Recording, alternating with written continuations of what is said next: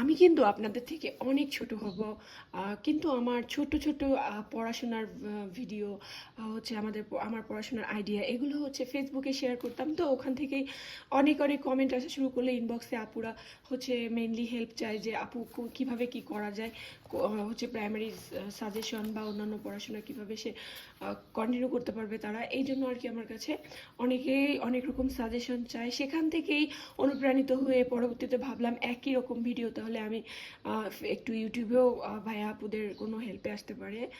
এই জন্য আর কি আমার এই যাত্রা। তো ওয়েলকাম স্টাডি উইথ মিম চ্যানেলে। এখানে আজকে হচ্ছে আপনাদেরকে প্রাইমারি নিয়োগ নিয়ে একটা আপু ফেসবুকে ইনবক্সে আমাকে কমেন্ট করেছিল যে হচ্ছে তারা সম্পর্কে জানতে চায় প্রাইমারি সিলেবাসটা কেমন হবে বা হচ্ছে কি কি পড়লে এনাফ হতে পারে, যেহেতু শেষের সময় প্রস্তুতি নিচ্ছে। তো শেষ সময় যেসব আপুরা ভাইয়ারা আপনারা প্রস্তুতি নিতে চান, আমি যেহেতু বিসিএস প্রিলির প্রস্তুতি নিচ্ছি, সেখানে প্রাইমারি পড়াশোনা আলাদাভাবে করা লাগে না, আপনারা অবশ্যই জেনে থাকবেন। তো কিন্তু যারা অনেকেই আছে কর্মব্যস্ত জীবনে একটু প্রাইমারিকে ফোকাস করতে যাচ্ছে একদম শর্ট সময়ে শর্টভাবে কীভাবে প্রিপারেশন নিতে পারে সেই জন্য, তো তাদের উদ্দেশ্যে মেইনলি ভিডিওটা করা। দেখেন প্রথমে আমাদের কিন্তু জানতে হবে সিলেবাসটা কি। এখানে দেখেন বাংলাতে নম্বর বন্টনটা আমাদের দেখতে হবে। বাংলাতে রয়েছে আমাদের 25 নম্বর, হ্যাঁ, ইংরেজিতে রয়েছে 25 নম্বর, এই হলো 50। বাংলার ইংরেজিতে কিন্তু একটা বৃহৎ নাম্বার রয়েছে।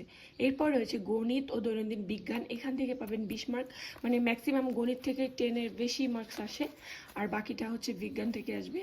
এবার সাধারণ জ্ঞান, বাংলাদেশ, আন্তর্জাতিক বিষয়গুলি, মানে একদম যাবতীয় সব মিলে আর 20 মার্কস থাকবে, মানে টোটাল হলো 90। আর আমাদের মৌখিক পরীক্ষাটা থাকবে 10 মার্কের, সর্বমোট 100 মার্কের পরীক্ষাটা অনুষ্ঠিত হবে।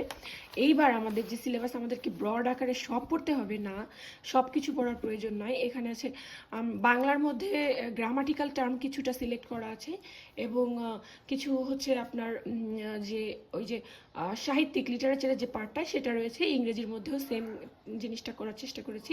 এটা কিন্তু ভালো একটা সোর্স থেকে নেওয়া সিলেবাস। তো দেখি বাংলার মধ্যে কী কী রয়েছে। এই যে নত্যবিধান, সত্যবিধান, চাইলে আপনারা এটাকে স্ক্রিনশট দিয়ে রাখতে পারেন অথবা লিখে রাখতে পারেন। কারক বিভক্তি, বাগধারা, পারিভাষিক শব্দ, উপসর্গ, সমার্থক, বিপরীত শব্দ, সমাস, সন্ধি, প্রত্যয়, এগুলো। আর লিটারেচারের টার্মে হচ্ছে আমরা প্রাচীন যুগ, মধ্যযুগ এগুলো দেখতে পারি। আর হচ্ছে বিভিন্ন কবি সাহিত্যিকদের উপাধি, ছদ্মনাম, এগুলো আমরা দেখে রাখতে পারি। কবি সাহিত্যিকদের মধ্যে কাজী নজরুল ইসলাম, মাইকেল মধুসূদন দত্ত, বঙ্কিমচন্দ্র, রবীন্দ্রনাথ ঠাকুর, এগুলো হচ্ছে খুবই ইম্পর্টেন্ট। শরৎচন্দ্র চট্টোপাধ্যায়, এরা হচ্ছে মানে এগুলো বাদ দেওয়া যাবে না, এগুলো পড়তেই হবে, এরকম একটা ব্যাপার। আরও চাইলে হচ্ছে গ্রামাটিক্যাল আইটেম হচ্ছে ভাষা, বাক্য প্রকরণ, এটাও করা যায়। ইংলিশের মধ্যে রয়েছে verse of speech, right form of verb, sentence, appropriate preposition, transformation of sentence, article, tense, voice, idioms and press, antonyms, degrees, synonyms, narration, এগুলো তো থাকবেই। এর সাথে রয়েছে লিটারেরি টার্মস এবং লিটারেরি পিরিয়ড। ওকে, এই দুইটা টপিক পড়তে হবে। এরপর রয়েছে সাধারণ জ্ঞান এবং গণিত থেকে অংশটা। সাধারণ জ্ঞানে আমরা পাচ্ছি প্রকৃতি, আবহাওয়া, জলবায়ু। আর এরপর হচ্ছে সভ্যতা, সংস্কৃতি, ভাষা আন্দোলন থেকে মুক্তিযুদ্ধ পর্যন্ত। এরপর হচ্ছে সংবিধান, সরকারি রাজনীতি, যোগাযোগ ব্যবস্থা। তারপরে হচ্ছে বিশ্ব ভৌগোলিক পরিচিতি, মহাদেশ, মুদ্রা, উপনাম, জাতিসংঘ, আঞ্চলিক অর্থনৈতিক সংগঠন, আন্তর্জাতিক পুরস্কার, সম্মাননা, স্বাস্থ্যবিধি, চিকিৎসা, সাধারণ রোগ ব্যাধি, তথ্য প্রযুক্তির বিষয়, আর পরিবেশ বিজ্ঞানের মধ্যে খুবই ইম্পর্টেন্ট সভ্যতা, সংস্কৃতি, ভাষা আন্দোলন এবং মুক্তিযুদ্ধ, তথ্য প্রযুক্তি, পরিবেশ বিজ্ঞান এবং জাতিসংঘটাও ভালো মতো দেখা যেতে পারে। এরপর গণিত যে অংশটা, যেখানে হচ্ছে একটু ট্রিপিক্যাল মনে হয় আমাদের জন্য, ক্রিটিক্যাল। তো বাস্তব সংখ্যা, শতকরা, লসক, গসক, সূত্র, শৈক্ষিক নিয়ম, লাভ, ক্ষতি, অনুপাত, সমানুপাত, উৎপাদক, সূচক, লগারিদম, রেখাকোণ, ত্রিভুজ, চতুর্ভুজ, ক্ষেত্রফল ও বৃত্ত সম্পর্কিত।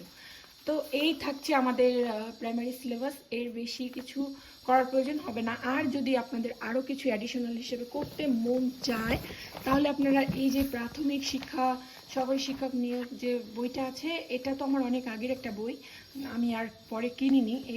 এই বইটা নতুন এডিশনের, আপনারা কিনে এটা প্র্যাকটিস করতে পারেন। প্রচুর এমসিকিউ আছে, এখান থেকে মডেল টেস্ট দিলে আশা করি ভালো ফলাফল পাওয়া যাবে।